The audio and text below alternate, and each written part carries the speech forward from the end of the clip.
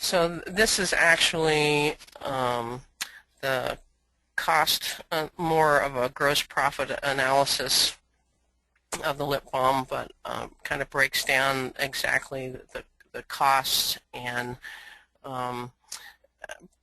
as we've gone through different things, this was a pretty easy thing to do, a gross profit analysis, and not just do a breakdown from the SWOT analysis on the cost of the lip balm, but not as easy on other things. I did not include, for example, labor on this breakdown, and that the lack of labor costs. I mean, you do have to figure labor, and that would bring up the cost of each of the individual lip balms considerably. But pretty important to go through the basic process and figuring out exactly what you need to do, and really so many things that we do, we need to know exactly what the costs are when we produce whatever we're selling. A lot of times I see this happen all the time at the farmer's market. Someone will come in, and for an example, we had a fellow come in with homemade jams. So he had grown his own grapes, did these beautiful, he was selling quart jars of grape jam for $5 a quart. And he was thrilled that he sold out, but the reality is, if he sat down and went through the SWOT analysis, the cost analysis, and the gross profit of it, he would have known that it cost him $5 a jar to make that. So the reality was, he wasn't really coming anywhere close to making a profit on that. And so basically the idea is to really get the numbers down so you get a clear assessment and have a reality check. And a lot of this seems like common sense. It was not common sense to me. It has not been common sense to me. I've never been great. I'm a great marketer. I'm a great grower. I've never been particularly good at the numbers game. Fortunately, my husband is, so we have a good balance there. But the bottom line is, if you aren't making money on a product, why do you want to invest your time and energy into it? So that's really a pretty crucial thing to look at. I kind of went through that fast, but the SWOT analysis is really pretty self-explanatory.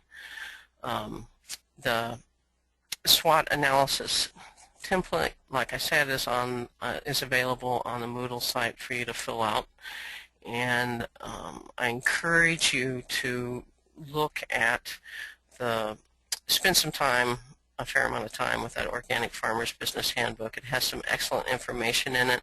It is mostly geared towards vegetable production, but there's a fair amount in there about beef and poultry, and the ideas and concepts that are throughout the book, as far as the templates that he provides, can be easily utilized for livestock as well. Chapter 1 has an excellent discussion about true sustainability, solar dollars, paradigms, goal setting, and I encourage you to take the time to watch that companion CD. I spent a fair amount of time on that and have been downloading some of the templates on that, and we'll be using those. And the lecture DVD is that Richard Wiswall did, that comes with that book, is also very worthwhile. So I kind of went through that faster than I had anticipated, but that's okay. It's always better to get it done earlier than later. But I know that having the reading assignments, you have quite a bit of reading assignments with what Sandy and Craig gave you, and the reading assignments can be pretty overwhelming at first, but truly you enrolled in this course to improve your ability to succeed and make a profit with your farming enterprise. And just what's important is that you can just commit to a certain amount of time every week and take it step by step, just a little bit at a time, and setting aside that time to make that happen is a good thing. And you might end up getting a little behind. Don't worry about that, but try to take the time to get in on the Moodle site, and that way we can really get to know each other and correspond back and forth. But I really wish you the best of luck, and I look forward to working with you through the next 9 weeks. We can open up for questions for myself and for Sandy, and go from there. I went through this a little bit faster than I anticipated, but that's okay. Getting done early would be an okay thing. Thanks, Diane.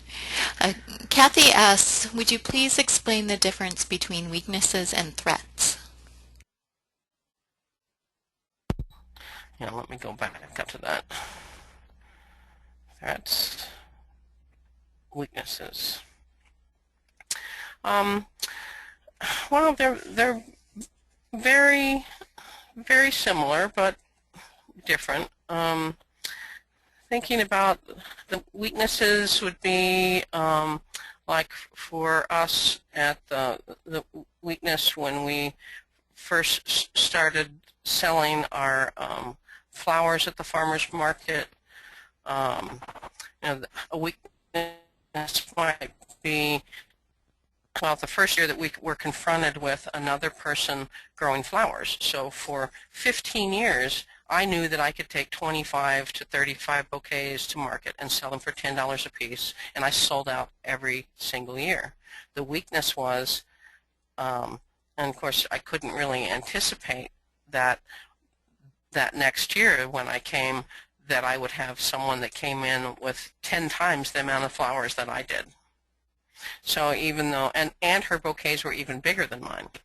So a weakness was I had a product that even though I was doing an assessment with it, I could not anticipate the competition that was there. What I've changed with that, because I found that was a weakness that I couldn't really, let me go farther back, I couldn't really know that was going to happen. So one of the things that I've changed as when I was confronted with that, and I did lose income that year because I assumed that it was going to be the way it had been for 15 years, and that's one of the issues that we end up coming up with, is we assume it was great last year, we assume it's going to be great this year. Last year we sold a ton of eggplant, we think it's going to be great this year. Well, what happens is, especially at farmers market, you have other vendors that are looking at what you're doing just like you're looking at what they're doing, and they see everybody walking around with your bouquets. Well, sure, they're gonna do the same thing. I changed that. I'm also growing more dried flowers, and now I am one of the only people that's doing dried bouquets. I'm sure that will change, but at least with a dried bouquet, if I don't sell it this week, I have an opportunity to sell it another week. So thinking about what I could improve with the weaknesses would be just coming up with something that, I mean, you have a perishable product, so figuring out alternative markets would certainly be an answer to those weaknesses. As far as the weaknesses and threats are really very, very similar. More than anything, it's a methodology to really get you to think about what those obstacles are, and I mean they're very similar. I mean they're different, but they're the same. That's not a great answer for you, but hopefully that will help. I have a question. Hi, this is Cinda. Oh, well, go ahead, Cinda. Go ahead. okay. Sorry, I was just going to add to that if I could. Talking about weaknesses and threats, I would look at it like this. Like, say, your flowers. You have a limited amount of space that you can grow flowers in.